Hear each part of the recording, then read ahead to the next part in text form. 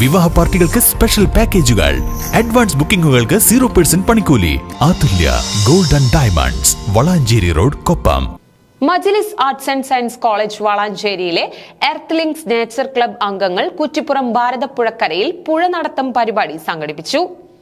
മജ്ലിസ് arts and science college വളാഞ്ചേരിയിലെ earth links nature club അംഗങ്ങൾ കുറ്റിപ്പുറം ഭാരതപ്പുഴക്കരയിൽ പുഴ നടത്തം പരിപാടി സംഘടിപ്പിച്ചു.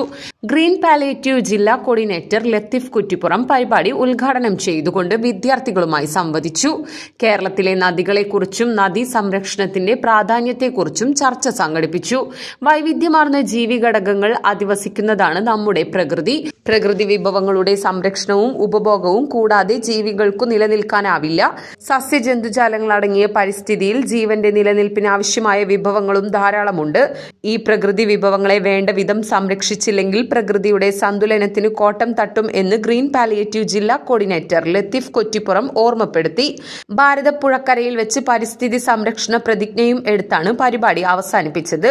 ചടങ്ങിൽ ക്ലബ് കോർഡിനേറ്റർ ഷിജിത്ത് സ്വാഗതവും സ്റ്റുഡന്റ് കോർഡിനേറ്റർ ഷഹൽ നന്ദിയും രേഖപ്പെടുത്തി. 2ാം വർഷ വിദ്യാർത്ഥികളായ ഷിബിൽ, റംഷിദ, അംജും എന്നിവർ പരിപാടിക്ക് നേതൃത്വം നൽകി.